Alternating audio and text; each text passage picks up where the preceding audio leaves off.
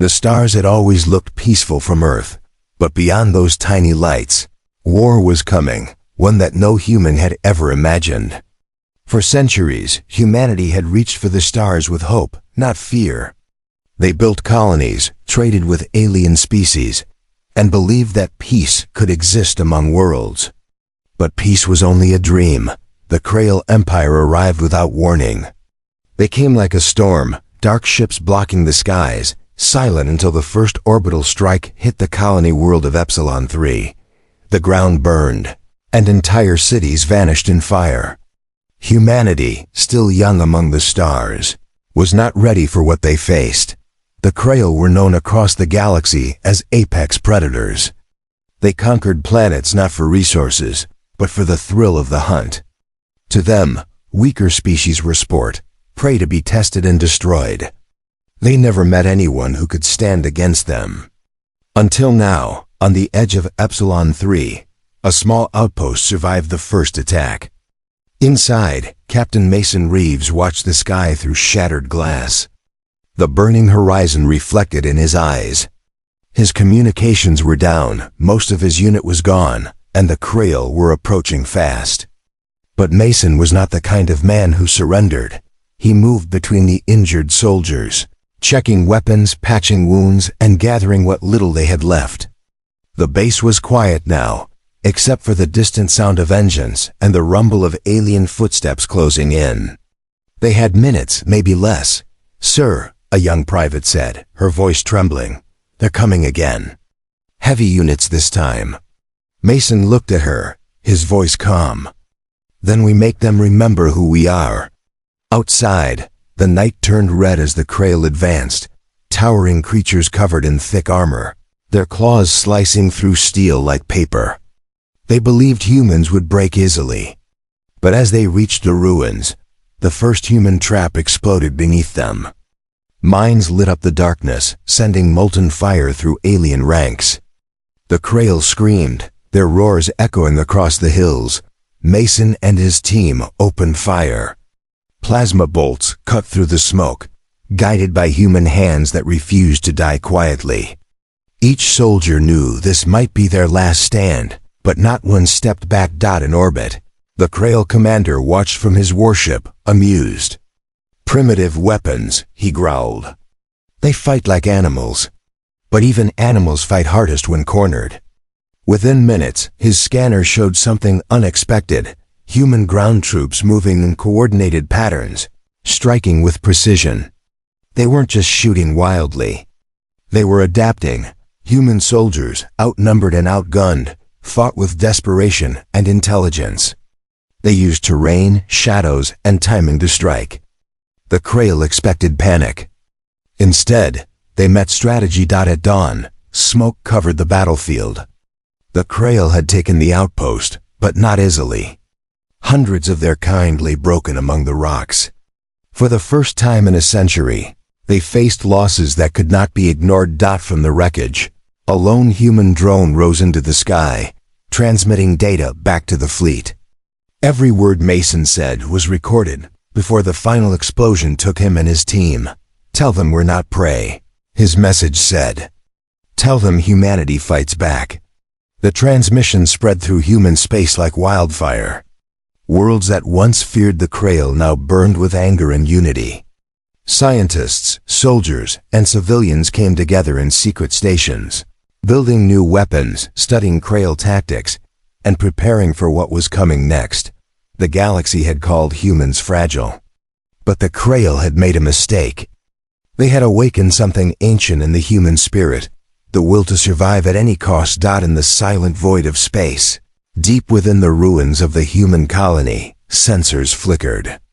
The last surviving Krael scout limped through the ashes, recording everything for his empire.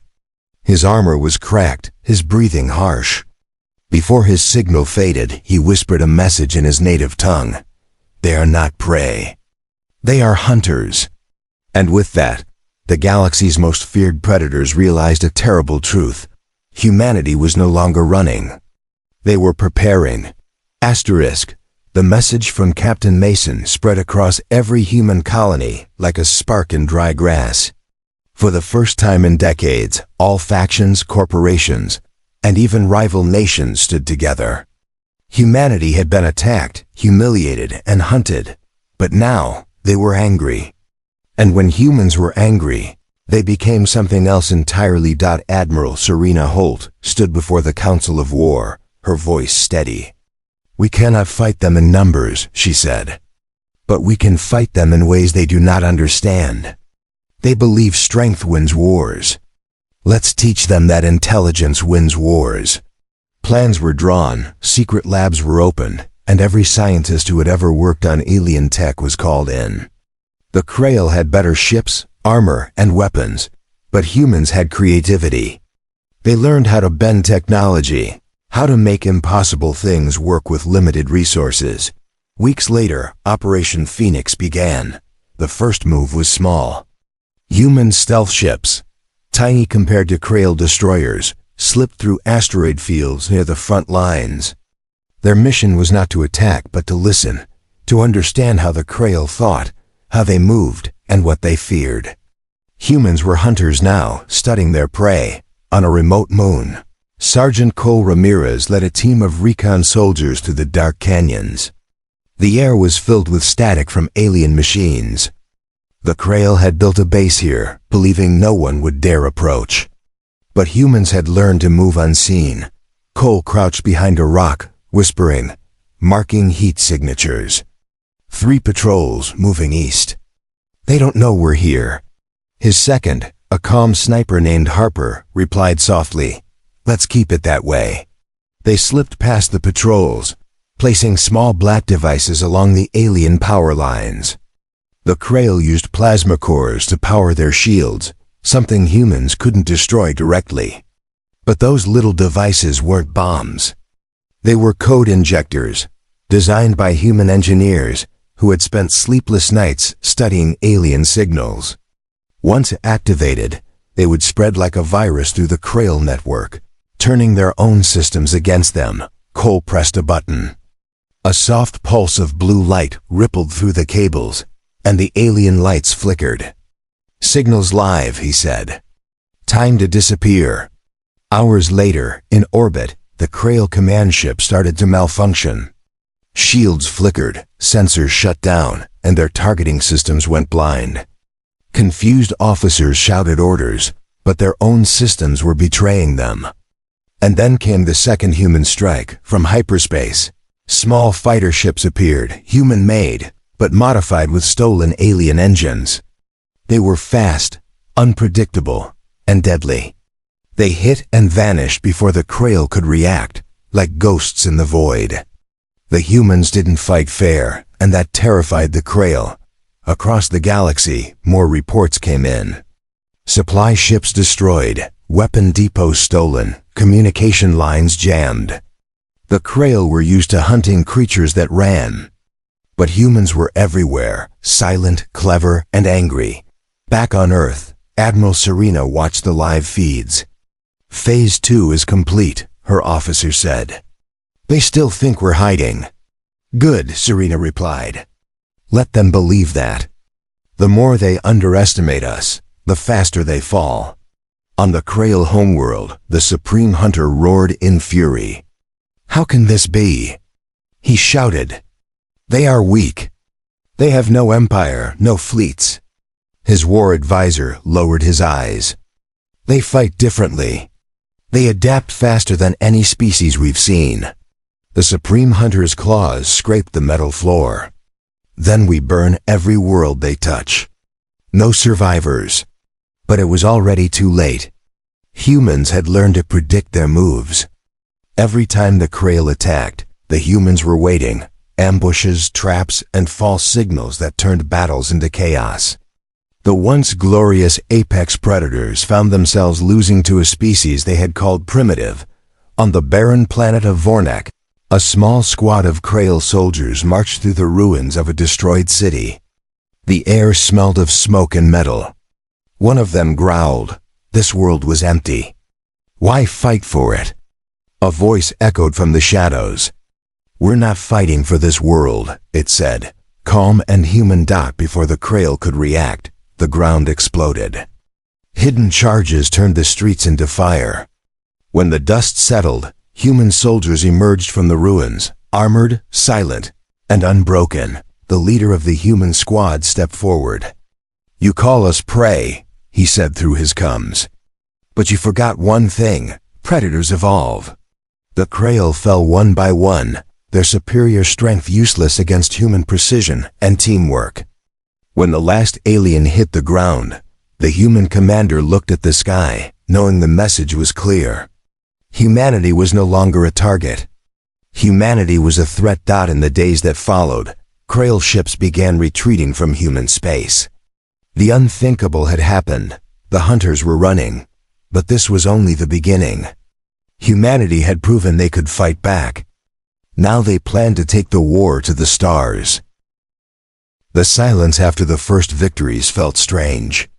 For the first time in months, there were no enemy fleets above human colonies. The Krael had pulled back to regroup. But humanity knew it was not over, not yet.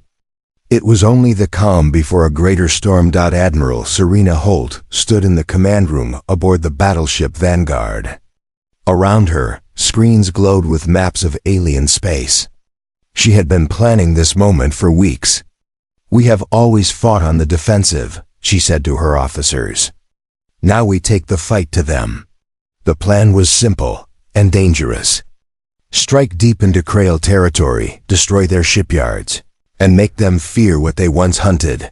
Humanity's first counterattack began in darkness. 3 fleets, small, fast and silent, jumped through hidden coordinates into enemy space. No grand speeches, no warnings. Only determination. The mission was codenamed Iron Dawn. Commander Yalan Cross led one of those fleets. He was not a famous hero or a decorated soldier, just a man who had seen too much loss to stay still. As his ship dropped out of hyperspace near a Krael moon, he stared at the massive ring-shaped shipyard floating in orbit. Thousands of alien ships gleamed under the red light of their star. "Looks like a nest," his pilot said. Jalen nodded. "Then let's burn it." The human fleet spread out like shadows. Drones were released, carrying small warp mines, human inventions made from broken alien tech. They moved silently toward the shipyard, invisible to scanners. Inside the Krael station, the aliens continued their work, unaware. They still believed the humans would never dare to come this far. They were wrong. Within seconds, the mines detonated. The entire sky turned white. The explosion rippled through the shipyard, tearing it apart piece by piece. Metal burned, energy cores ruptured, and debris rained onto the nearby moon like fire. The Krael fleet scrambled to respond. But the humans were already gone, vanished into hyperspace, leaving only wreckage behind. Across the galaxy, Krael command centers received the same report. Shipyards destroyed. Casualties unknown. Human forces not detected. The Supreme Hunter's fury shook the walls of his chamber. "They dare attack us in our own territory?" He roared, but the truth was spreading fast. The humans were no longer afraid. On the other side of the war, Earth celebrated quietly. The victory meant little to civilians who had lost everything. But it gave them something they hadn't felt in months: hope. In the underground labs beneath Mars, scientists studied the captured alien tech from the raids. One of them, Dr. Elias Grant, stared at a glowing shard of alien armor. "They built this for fear," he said softly. "But we can build ours for survival." Using fragments from Krael ships, humans began developing new weapons: adaptive armor, plasma-laced railguns, and energy shields that could bend light. Humanity was learning faster than the Krael could believe. Meanwhile, in deep space, Jalen's fleet drifted in silence. The crew was tired but alert. The stars ahead were unknown, alien territory, uncharted and full of danger. His communications officer looked up. "Sir, we're picking up a distress beacon." Yalen frowned. "Human or Krael?" "It's Krael, sir. A damaged warship requesting help." He hesitated. It could be a trap, but something inside him wanted to know what fear looked like on the other side. "Bring us closer," he ordered as the human ship approached. They saw the Krael vessel, torn apart, drifting through debris. Inside, faint life signs flickered. A rescue drone was sent, and when it returned, it carried something unexpected: a wounded alien soldier. The crew stared in silence. For years, these creatures had hunted them without mercy. Now one was here, broken and afraid. Yalin stepped closer to the alien, who was barely conscious. "Why did you call for help?" he asked. The Krael opened its bloodshot eyes. "Because we did not understand," it rasped. "You were supposed to die." Jalen's voice was low. "We don't die easily." Before the alien could answer, its pulse stopped. For a long time, Yalin said nothing. Then he turned to his crew. "Send the body into space. Let it drift. The message is already sent." They watched through the viewport as the alien's body floated into the cold void. A silent warning, carried by the stars back on the Krael homeworld. Reports of destroyed fleets and missing patrols filled the war halls. For the first time in their history, the apex predators felt something they had never known: doubt. They began fortifying their borders, building new defenses.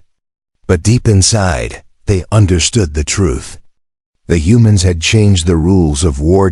And somewhere in the darkness between stars, Admiral Serena prepared the next phase. Humanity was no longer fighting to survive. They were fighting to win. The hunters had become the hunted. The stars trembled again. For weeks there had been silence, too much silence. Humanity's fleets waited, their scanners open, their weapons charged. Everyone knew the Krael were not finished. They were angry, humiliated, and preparing something big. On board the flagship Vanguard, Admiral Serena Holt studied the star maps. The red lines of enemy movement glowed across the screen. "They're coming," she said quietly. "And this time, they'll bring everything." The Krael had never lost before. Their pride burned hotter than their weapons. Now an entire war armada, hundreds of ships, larger than anything seen before, emerged from hyperspace near the human colony of Vega 9. Their arrival lit up the night sky like a second sun. Every human outpost picked up the signal. Panic spread across the colonies, but the fleets did not retreat. Admiral Serena sent one message across the network: "Hold the line. Humanity does not run." In orbit above Vega 9, Commander Yalin Cross's ship was the first to face the enemy. His crew watched in awe and fear as the alien warship spread across the stars. "That's not a fleet," whispered his pilot. "That's an ocean." Yalin nodded slowly. "Then we'll learn to swim." The battle began with a roar. Energy blasts filled space, tearing through shields, turning the darkness into waves of light. Human ships darted between asteroids and debris, striking fast, then vanishing. They couldn't match the Krael in size, but they could outthink them. Still, the Krael were relentless. Their flagship Bloodfang unleashed plasma storms that melted entire cruisers. Human losses climbed. Vega 9's defense grid flickered as orbital cannons overheated, shields at 30%. Shouted Jalen's engineer.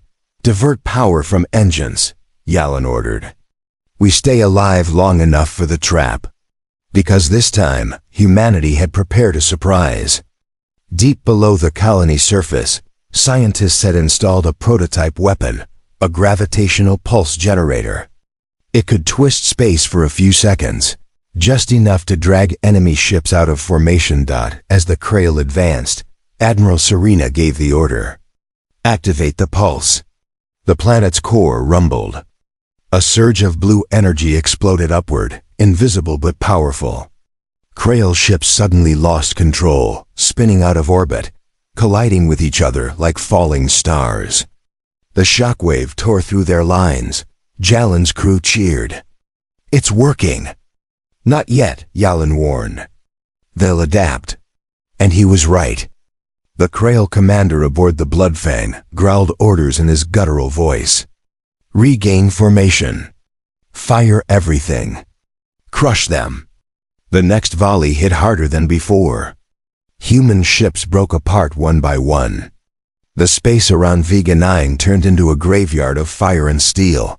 Admiral Serena clenched her fists. We can't hold them. All ships fall back to the second orbit. But even as she spoke, something unexpected happened. A human carrier that had been silent for hours, the Atlas, turned and charged straight at the Krael flagship. Its captain, a grizzled veteran named Marcus Lee, opened a channel. Tell Earth. We made them bleed. Then the Atlas rammed the Bloodfang. The explosion was brighter than the sun. The shockwave tore through both fleets, ripping metal apart, shattering hulls, silencing comms. For one brief, terrible moment, there was nothing but light. When the glare faded, both flagships were gone. The battlefield was silent, except for drifting wrecks and static whispers. Serena stood in shock. Did he just? Yes, ma'am, said her officer softly. He sacrificed his ship. Half the Krael fleet was gone. The rest began to pull back, confused and leaderless. Humanity had lost hundreds of lives, but they had broken the Krael's strongest armada. In the following days, Vega 9 buried its dead under silver skies. Fires still burned across the cities, but people were rebuilding. For every life lost, 10 more rose to fight. Humanity was learning what victory cost, and they were willing to pay it. Far away, deep in alien space, the surviving Krael gathered in silence. The Supreme Hunter sat upon his throne, his claws clenched. His generals bowed low, too afraid to speak.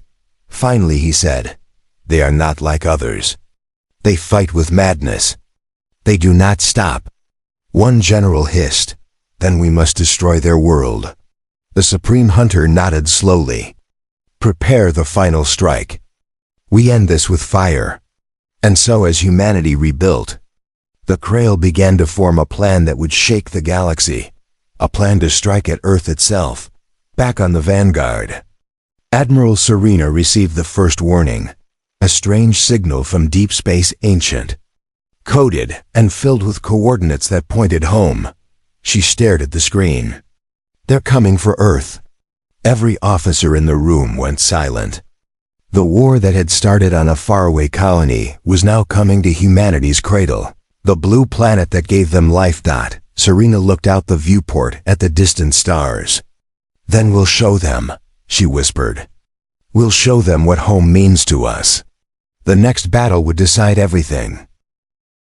The night sky over Earth had never looked so calm. Cities glowed peacefully below, unaware that in the vast darkness above, death was coming. The Krael Armada, what remained of their proud empire, was on its way. Thousands of ships, rebuilt and rearmed, were moving faster than any fleet before. Their target was simple: destroy humanity at its home. In the orbiting defense station, Admiral Serena Holt watched the incoming data. Her face was calm, but her heart was heavy. "They're not attacking colonies anymore," she said softly. "They're coming straight for us." All across the planet, the alarms sounded. Fleets launched from the Moon, Mars, and Jupiter stations. Spaceports lit up with departing ships. On Earth, cities went dark to conserve power, while underground bunkers opened to shelter civilians. Humanity stood together as one species. No more nations. No more borders. Just survival. Commander Yalan Cross stood aboard the Vanguard, now repaired and upgraded with new alien hybrid technology. The ship hummed with power. He had fought since the first day of the war, and he knew this would be the last stand. "If they reach Earth," he said quietly, "it's over." The Admiral nodded. "Then we stop them here." The Krael fleet entered the solar system like a storm. Their ships blotted out the stars, black and red, their engines roaring like thunder. They came with fire in their hearts and fury in their eyes.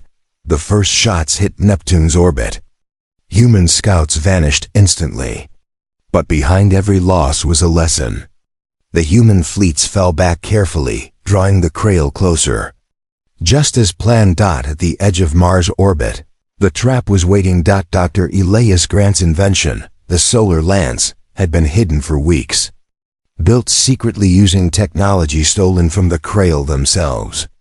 It wasn't a weapon of destruction, it was a weapon of light. Powered by the sun itself, it could release a focused beam strong enough to tear space apart. As the Krael passed Mars, Admiral Serena gave the command. Activate the lance. From the surface of Mars, the weapon fired. A massive white beam cut across space, slicing through the first wave of Krael ships. The explosion was so bright that even people on Earth could see it, a flash across the sky like dawn. The Krael fleet staggered but did not fall. Their armor melted, but they pressed on, roaring in anger. Again. Serena ordered, recharging. Yelled the technician. 30 seconds. The Krael ships opened fire, giant plasma cannons turning human ships into burning wrecks. Commander Jalen's fleet took heavy hits. His communications officer shouted, "We're losing shields." "Keep firing." Yalen replied, "We don't back down now." The Vanguard moved forward, leading the line. Human cruisers followed, unleashing missiles, lasers, and railguns. The space around them became chaos, fire and metal colliding in silence. One by one, Krael ships exploded, but for every one that fell, 2 more appeared. It was endless. "Admiral," said her second officer, "they'll break through in minutes." Serena looked at Earth's glowing blue surface through the viewport. "Then we give them everything we've got." She opened a private channel to all ships. "This is Admiral Holt. If you can hear me, know this. They think they can take our home. Show them they're wrong. Show them what it means to be human." Every pilot, every soldier, every ship heard her words. And they fought harder. Even as the Krael broke through the defense line, they found themselves surrounded by human fighters diving from every angle. Some ships ran directly into alien cruisers, exploding in blinding light. Others dropped EME bombs that fried alien sensors. The Krael began to lose formation again. Their commanders shouted orders, but fear had crept into their voices. They had never seen prey fight like this. And then the solar lance fired again. This time, it cut through the Krael flagship. The explosion was so massive it tore a hole in their formation. The shockwave pushed debris and ships spinning away. On the Vanguard, Yalen watched as the alien flagship burned. "That's for everyone you killed," he whispered. But victory was not free. Human ships were breaking apart. The Vanguard's engines were failing, smoke filling the corridors. "Sir, hull breach on deck 3. Shouted a crew member. "Seal it and keep firing," Yalen said. The Admiral's voice came through the comms, steady even in chaos. "We're holding them. Just a little longer." Below, on Earth's surface, people looked up at the night sky. The stars were burning, but they did not know who was winning. Children held their parents' hands as the sky glowed with strange lights. In space, the last of the Krael ships charged forward in desperation. But this time, humanity did not fall back. They stood their ground. The solar lance fired one final time. The beam tore through the remaining enemy ships, and for a moment, the entire solar system seemed to shine. Then silence. The battle was over. Wreckage drifted in the quiet dark, human and Krael alike. The stars returned, and Earth still stood below, blue and alive. Admiral Serena closed her eyes. "We did it," she whispered. Jalen's ship floated among the ruins, damaged but alive. He looked at the stars, tired but proud. "They thought we were prey," he said softly. "Now they know what we really are." Far away, deep in alien space, the few surviving Krael ships fled into darkness. Their empire was broken. Their leader was dead. But among them, one voice whispered quietly, "They cannot be hunted. They are hunters." The war was over. For the first time in centuries, silence filled the solar system. The wreckage of thousands of ships drifted across the black sky. Silent reminders of what it had cost. Earth still stood. But the price of victory was written in every burning hull. Every lost signal, every name that would never be called again. In orbit. The Vanguard hung quietly, half destroyed, its engines dead, its lights flickering. Inside, Commander Yalan Cross sat in the command chair, staring at the stars. His uniform was torn, his hands burned, but his eyes were alive. "They're gone," whispered his comms officer, her voice trembling. "The Krael. They're retreating." Yalan didn't smile. "No," he said softly. "They're running. There's a difference." The broadcast across the world, screens came alive. Admiral Serena Holt appeared, tired, blood-streaked, but standing tall. "This is not just a victory," she said, her voice carrying across every human colony, every station, every home. "This is survival. We were hunted, enslaved, forgotten. They called us primitive, weak animals, but today, the galaxy saw the truth." She paused, eyes shining. "Humanity doesn't bow. Humanity fights." The crowd on Earth roared, cities bursting into cheers, tears, and shouts that reached the heavens. Soldiers hugged one another. Civilians wept. For the first time, people felt what it truly meant to be one species. The Krael Empire falls far from Earth. In the ashes of their once great empire, the remaining Krael leaders watched the transmission in silence. They could not understand it. How could a race of flesh and bone defeat them, beings of armor, technology, and millennia of conquest?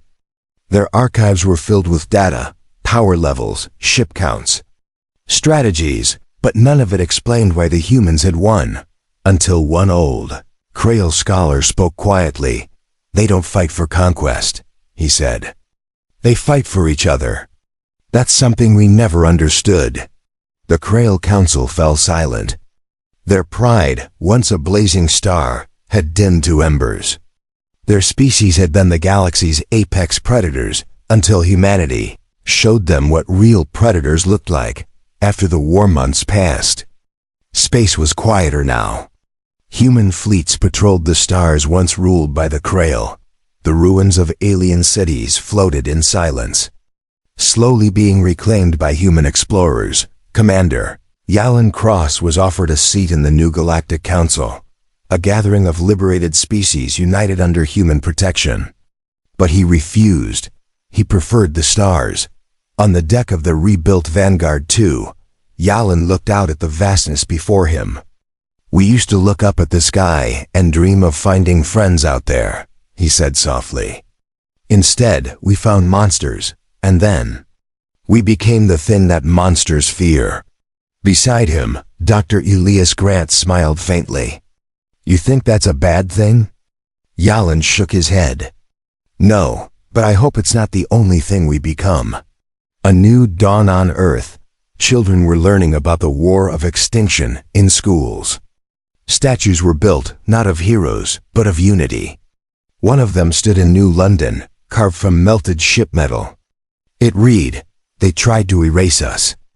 We became their reminder." Human science advanced faster than ever.